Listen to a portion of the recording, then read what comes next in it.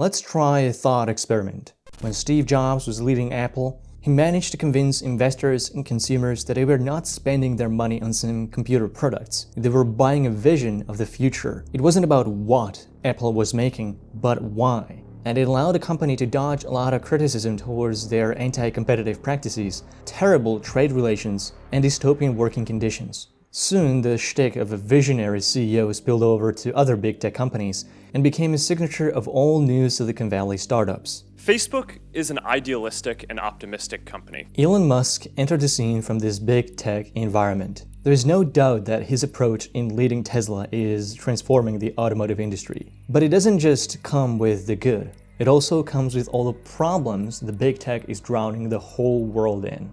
Elon Musk took a look at the big tech companies and combine their worst and most selfish aspects to build a path towards the ultimate automobile monopoly. This is a point when our thought experiment becomes a prediction based on the current trends. Think about all the problems with social media platforms and apply them to Tesla. Like the ability of these platforms to monitor every single step of all of their users, decide what people get to see, and who gets to participate. Now imagine a world where Tesla becomes the Facebook on wheels, the dominant platform for all cars on the roads, not just electric vehicles. Car ownership plummets as it gets replaced with mobility as a service, and with that comes an incomprehensible privacy policy and ever-updating terms of service. Whether you're denied access or granted preferential treatment to board Tesla vehicles is based on your past activity on social media or in the real life. User rating or consumer score. Let's say people are organizing a protest against the practices of a government whom Tesla has intricate trade relations with. You've been reading about it on the news and expressed your support on social media. Because Tesla has been tracking your browser history and social media posts, they think you might want to attend the protest. So to decrease the numbers and manage their PR, Tesla decides to uphold their terms of service that bar the spread of misinformation or causing disruptions. Suddenly, you and perhaps many of your friends receive a temporary ban on your ability to use Tesla infrastructure for the duration of the planned protest. You see, Tesla already has this capability, and they might not be enforcing it today, but what if they are under pressure from troves of media articles blaming Tesla for giving traffic to extremists or violent groups? What if there is an equivalent of adpocalypse or social media crackdown on Tesla once it becomes truly dominant? What if one day Tesla is not managed by Elon Musk, but someone much more authoritarian? This is the Tesla dystopia, a world that is more efficient and with fewer CO2 emissions than ours, but one that is also more centralized and consolidated. Elon Musk may have a vision of a better future, but all the steps he's taking right now are building an empire that is structurally no different from the big tech monopolies.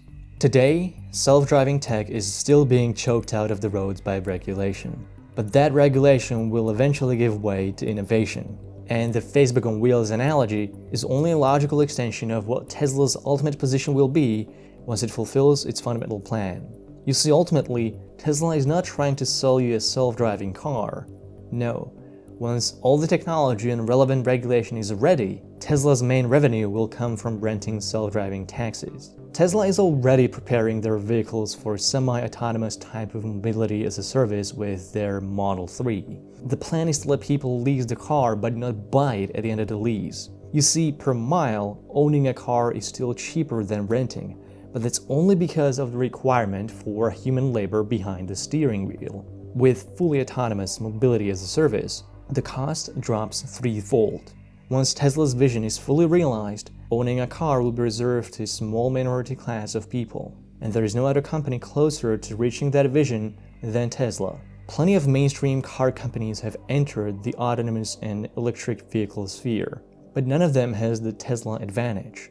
In 2016, about the time when other companies were just starting out with autopilot, Tesla already collected more than 1.3 billion miles of data from all kinds of real-world scenarios, diverse roads, and global weather conditions, with regular people at the wheel. Their next competitor, Google's Waymo, only covered 2 million miles since 2009, all with employees on board. The rate at which Tesla gathers more data is also unparalleled. By 2020, Tesla's mileage with autopilot activated passed 3 billion. Waymo, on the other hand, only collected 20 million miles in autopilot. That's Tesla leading by more than a factor of 100. And their dominant position is not going to change anytime soon, since Tesla also has the most scalable deployment. Other companies still largely rely on human supervision when gathering autopilot data, which means they have to pay engineer wages, and that often means that to get more miles they have to lose money. Meanwhile, Tesla earns 20% gross income from every car they sell, with customers acting as beta testers on their behalf. Eventually, other car companies will start catching up, but Tesla will still keep its dominance thanks to something called vertical market integration. This is where companies operating in a single market expand their operation into other markets that are built on top or below their current position in the supply chain. Electric cars need charging stations, and Tesla has more of them than anyone else. Charging stations need electricity, but no other car company has its own equivalent of Tesla's Solar City. This is where Musk's Tesla strategy resembles more Jeff Bezos' Amazon than the strategies of Google or Microsoft. Amazon became such a dominant monopoly in everything they touched because they didn't just focus on online retail, they also built their entire logistics infrastructure from scratch. Likewise, Amazon isn't just a marketplace for third-party sellers. Now they're also selling their own Amazon-branded products. But look at what happened to all the other companies Amazon competed with. First, online retail was completely obliterated because everyone else had to rely on third-party delivery companies except for Amazon. But then, even the old delivery and logistics behemoths, UPS and FedEx, eventually lost their position to Amazon because neither UPS nor FedEx had their own online marketplace. And today, if you are not selling on Amazon, you're almost guaranteed to fail. Tesla is competing with other car companies, but Tesla is not just a car company. It's also an energy company, and a charging company, and a software company, but most importantly, a data company. Tesla's data collection goes far beyond miles. It's about tracking everything that happens inside the car, outside the car, and its drivers' and passengers' behaviors. During a 2017 update, Tesla's went from uploading a few megabytes of data a day to several hundreds at a time. When it comes to data collection, Tesla is acting more like a data broker than a car company. On top of collecting your driving and usage data, Tesla scans public databases, marketing partners, and third-party services for information about you. Teslas are operating with always-on recording and wireless connection. Telematic data logged by the company include everything about how you drive and use your Tesla, but also short video clips from many of the car cameras, camera images from inside and outside a car, location records, charging information, and autopilot use. Majority of this data is tied to unique vehicle ID number. You may opt out of some data sharing, but the process requires you to manually contact Tesla support, and you will no longer receive software or firmware updates. This is where Tesla is really pushing the limits. Not even mobile companies like Google or Apple go this far. If you opt out of advertising or data collection, you will still receive updates for your phone until its support period officially expires. This is a critical issue. Tesla is essentially forcing you to make a trade-off between privacy and security when they could just as easily go hand in hand. For as long as you are a Tesla customer, the company will be able to remotely access your car and take control of its settings. This dynamic access is both a security and a privacy nightmare, as Tesla employees will be able to access your contacts, navigation history, current location, and browsing history. This is a rootkit level of infiltration. It was popularized by iPhone and Android, since both of them are capable of remotely installing updates on your phone without you consenting or even noticing. But both Google and Apple are moving away from transferring data to the cloud and rather keep it on the device to perform computations for machine learning. One way to go about AI development today is with federated learning. It keeps all the training data on user devices, and only updates to the learning model are sent to the cloud. These updates are additionally encrypted and grouped together with hundreds of thousands of other individual updates before decrypting the average for computation. While not a privacy utopia, it does make it so that no individual's update can be inspected before averaging. Tesla wants a hands-on approach on every individual car. All the training data is sent to central servers, where the learning model performs computations, and over-the-air updates are sent back to the fleet of Teslas on the roads. The volume of data collected by Tesla gives it an insane value now and in the long term, and it's unlikely Tesla will change anything about their data-driven strategy. The justification for such a privacy invasion isn't just machine learning, even though methods like federated learning that make it more private than Tesla is willing to do already exist. The big data from Tesla will be a lucrative target for insurance companies, consumer ranking, advertising, and other new data-driven markets. Usage-based insurance has already introduced driving scores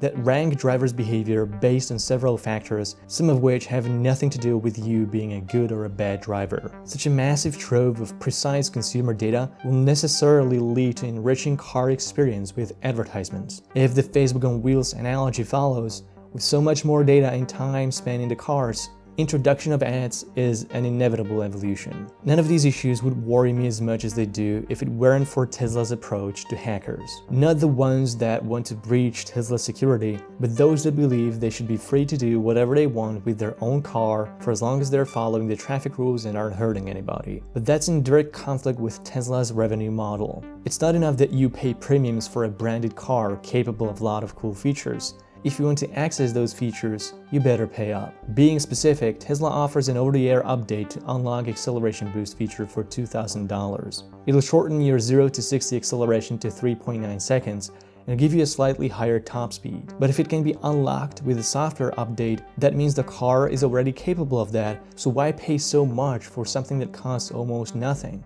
That's what one company decided to capitalize on and offer the same upgrade with even better acceleration for half the price and with some additional features on top. This is a level of centralized control that completely disregards the whole concept of end-user property rights. There could be a whole market of third-party businesses built on top of Tesla's platform, emulating the openness of Android or Linux ecosystems. But such openness would take away from Tesla's ambition to become a monopoly. Despite receiving praise for open sourcing some of their patents, Tesla has been failing to honor free software Linux licenses it was beholden to for using Linux code in their cars. The GNU public license dictates that software developers release their source code built on top of open source software. It took 6 years fighting with the Software Freedom Conservancy to finally release portions of Tesla's source code and stop violating the terms of GPL at least partially. But even then, it was still impossible for people to build their own Tesla binaries with some Linux code missing and incomplete build instructions.